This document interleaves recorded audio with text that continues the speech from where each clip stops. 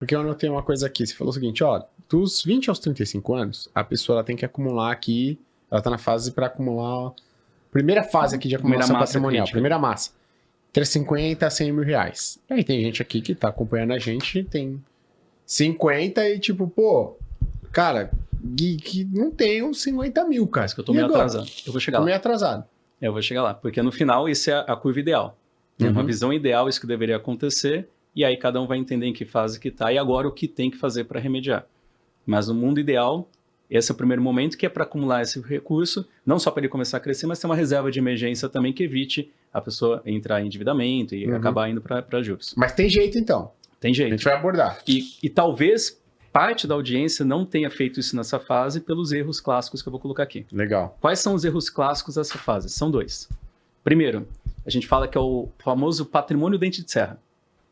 Eu tenho R$0, aí eu vou lá e acumulo como se fosse 10. O que eu faço? Gasto. Com o quê? Tanto faz. Compra moto. Aí zero. Aí depois eu vou juntando, e é o esforço, né, de juntar esse dinheiro, junto 20 mil reais, vou para a Europa.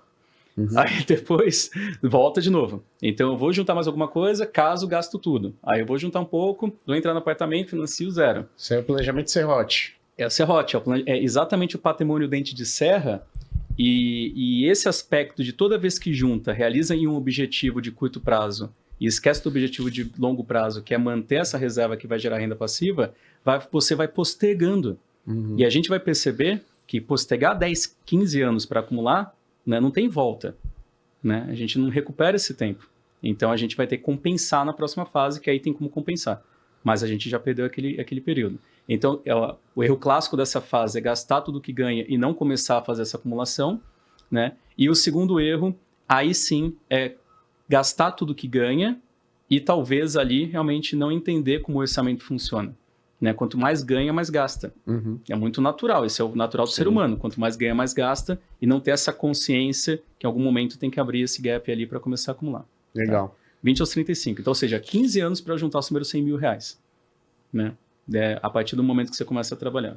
Depois, nós temos aqui o terceiro ciclo financeiro, que é ali dos 35, né? Ali por volta dos 50. Então, mais 15 anos. Que a gente chama da fase de rentabilização. Então, nessa fase, o aporte, ele continua, né? Você sempre vai continuar aportando até chegar no volume que você precisa, só que nessa fase fica bem mais relevante uma estratégia, né, mais proativa de acompanhamento da sua carteira. Com alguma estratégia, com uma estrutura de alocação adequada. Um consultor de investimentos aqui, por exemplo, pode funcionar. Se você não tiver conhecimento adequado para fazer isso, obviamente, aí você pode até contratar o consultor, tanto que o consultor entra aqui, principalmente quando entra 100 mil ou mais, porque aí vai ter alguém proativamente olhando a carteira e ajustando ela de acordo, inclusive, com o mercado, porque agora cada momento financeiro, cada momento econômico, cada movimento do mercado pode influenciar e você tem que fazer correções adequadas ali também. Legal. Então, essa é a fase da rentabilização. Aqui, né, o patrimônio começa a inclinar exponencialmente. Por isso que eu falei, aqui você começa a perceber que 200 mil vai ser mais fácil, 300 mais fácil ainda, desde que você continue aportando e tenha uma proatividade para olhar a alocação. Mas olha só que interessante, o que acontece nessa fase de vida? Essa fase de vida, dos 35 aos 50, tem mais projetos que ocorrem. Eu já não quero aquele apartamento de 40, 50 metros quadrados. Eu quero um de 100. Eu tenho filho, né? Eu não quero mais aquele carro simplesinho. Eu quero um carro melhor, ar-condicionado. Pô, eu comia no bandejão perto de casa ou na padoca. Agora não é qualquer lugar. Eu quero ir num restaurante um pouquinho melhor.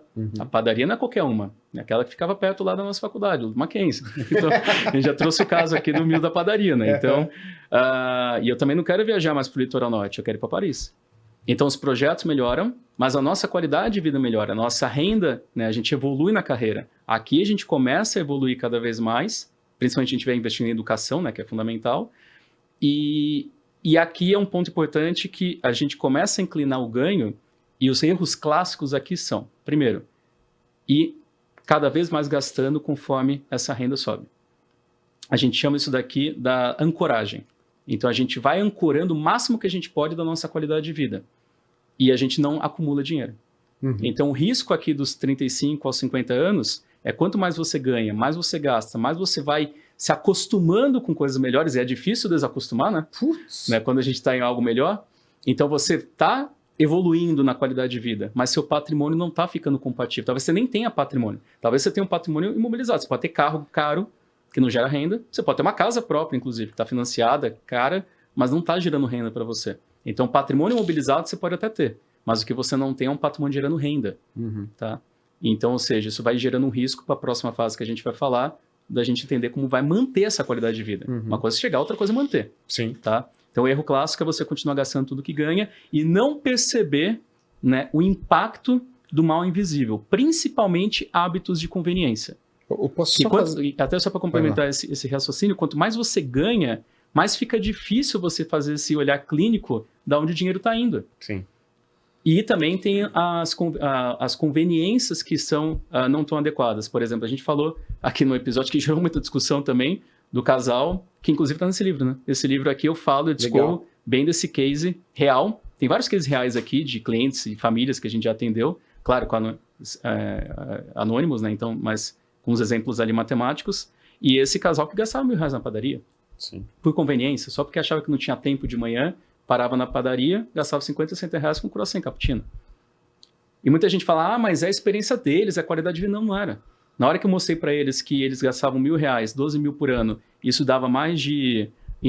Soma 30, multiplica por 30 anos, vai dar 360 de principal, corrigido com inflação e mais rendimento, juro real, mais de R$1 milhão? Eles falam, cara, não é possível, não vou mais na padaria, eu entendi. Não é prioridade isso. A minha prioridade agora é ter dinheiro para ter filho, para continuar viajando e ter aposentadoria. Essa padaria aqui realmente não faz sentido. Então, quando... Só o padeiro que ficou triste. Só talvez o padeiro que ficou triste. Você pode ir 1 ou 2 vezes, mas não todos os dias. Então, quanto mais você ganha, mais você vai inserindo hábitos e gastos invisíveis ali. E se você não parar para olhar, é desperdício. É dinheiro literalmente drenando pelo ralo, que você poderia estar ajustando e compensando. Então, quem está na cidade dos 35 aos 50 tem mais capacidade ainda de ajustar a rota, mas tem que ter um olhar mais clínico agora para entender onde está indo o dinheiro, fazer os cálculos corretos e começar a poupar e compensar, inclusive, o que não aconteceu na fase anterior. Né?